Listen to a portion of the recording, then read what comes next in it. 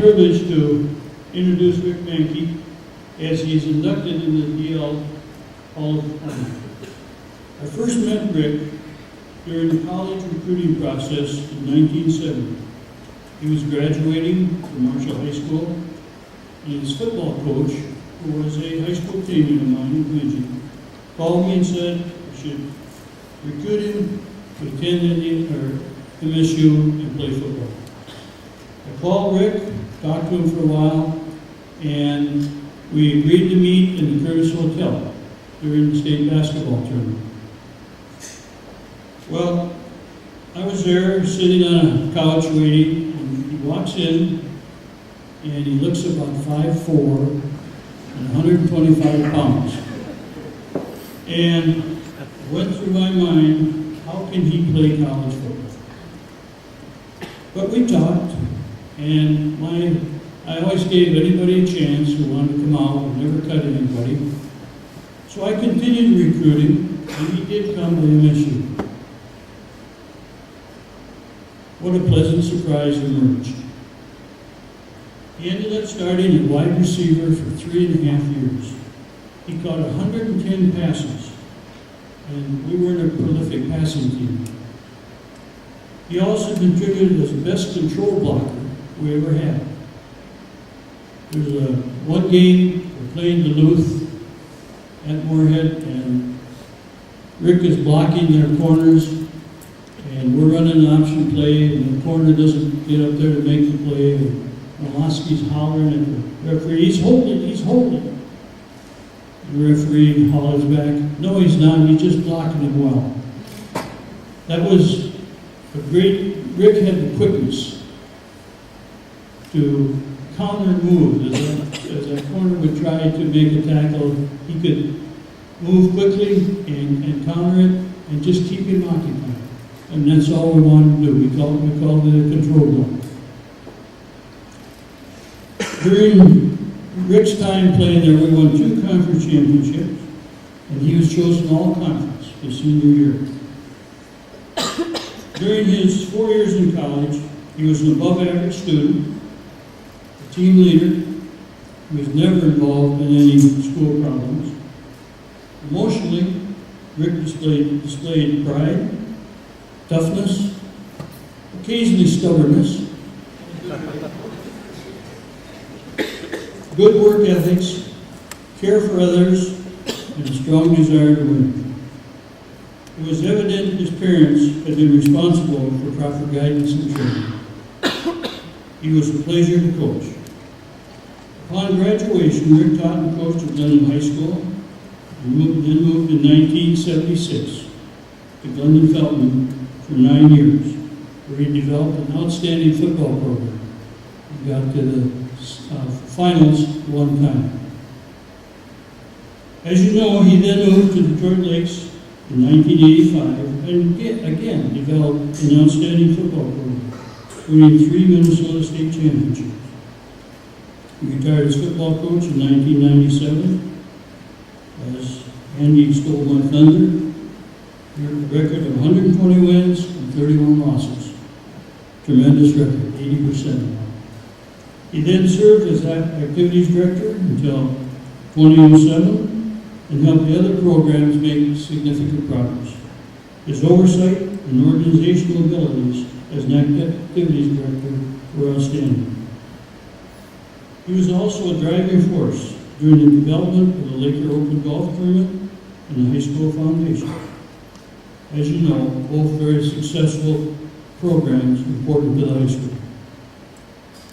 The main thread that is evident when analyzing Rick's teaching, coaching, and administrative career is leadership. That's something that, as an athletic director, when we interviewed coaches, I always try to measure their leadership. And it's very difficult, but Rick had it. He's taken on tough jobs and used many leadership skills, such as setting high standards, developing a sound philosophy, developing plans and implementing them, encouraging and motivating others to do their best work, skillful communication, creative thinking, and good personal work ethic. Rick has twice been the Minnesota Class A Football Coach of the Year, and he's also inducted into the Minnesota State University Moorhead Hall of Fame. Rick and his wife Shawn have raised 3 sons, Ryan, Reed, and Rory. The boys were all very good students and athletes here in Gale and at the University of North Dakota. They're outstanding citizens and now are successful in the business world and getting future education. The Detroit Lake schools in the city are a better place because of Rick Manke and his family. Thank you.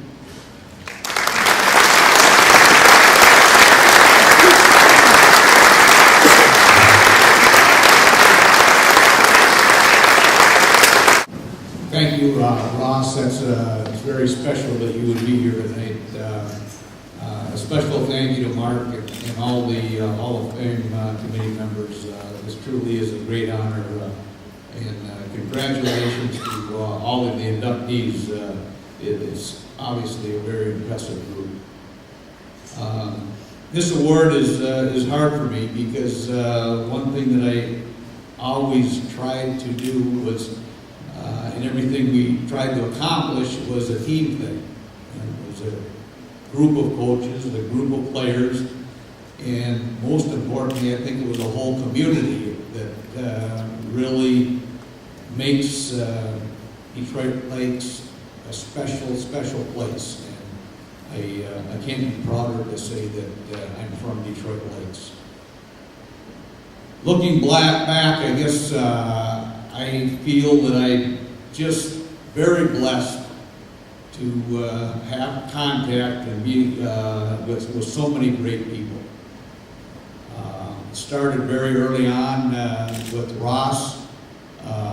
What you might not know is Ross was just an outstanding football coach. He could have coached at any level. He could have been a professional football coach. He was just that good. He was probably the most detailed, meticulous coach that I had ever been around.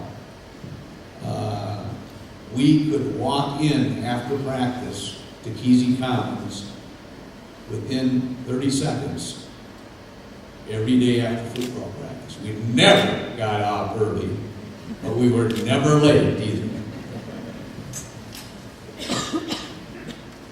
The other thing that I feel very appreciative is the players that I coach. What tremendous individuals.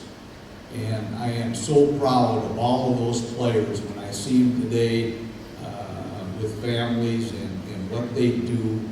I'm not real good always at saying it, but we have been so blessed to have so many outstanding players, but really outstanding individuals.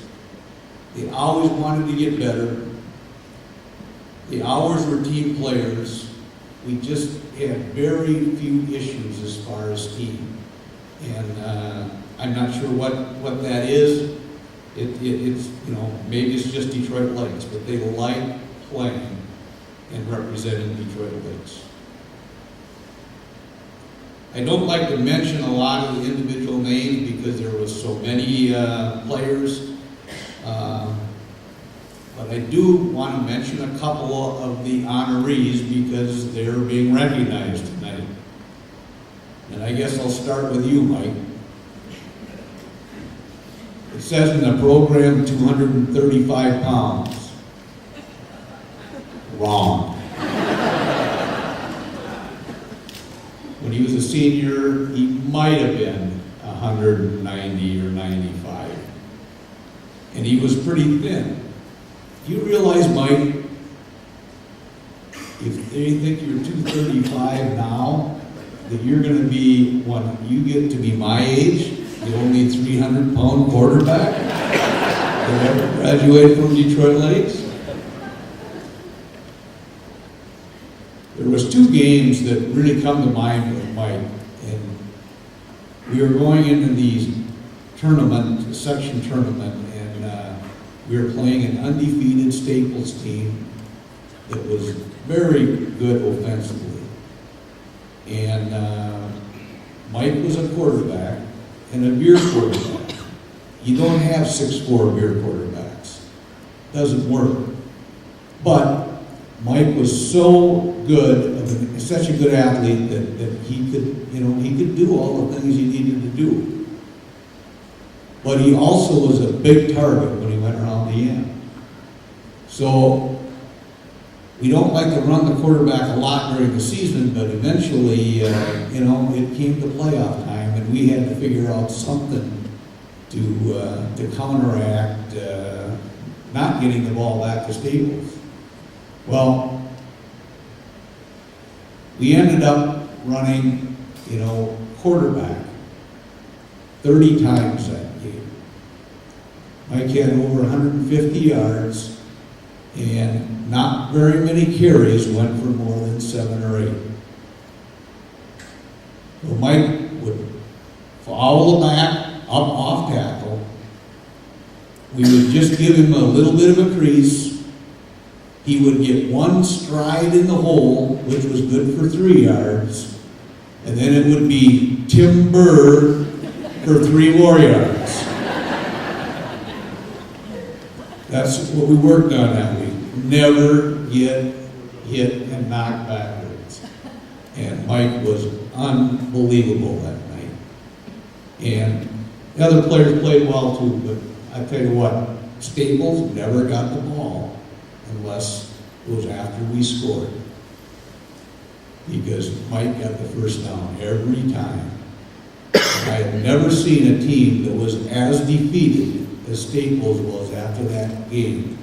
Because 235 pounds, 190 pounds kept falling on him all night long.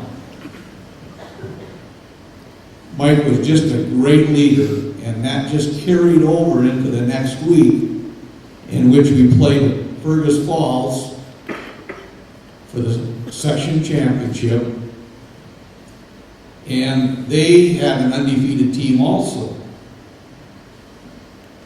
They had only given up 14 points all year. It was really quite a war, and that night Mike couldn't get 6 or 7, but he still got enough. Again, your quarterback carried it 30 times, over 100 yards. Fergus Falls didn't have the ball a lot.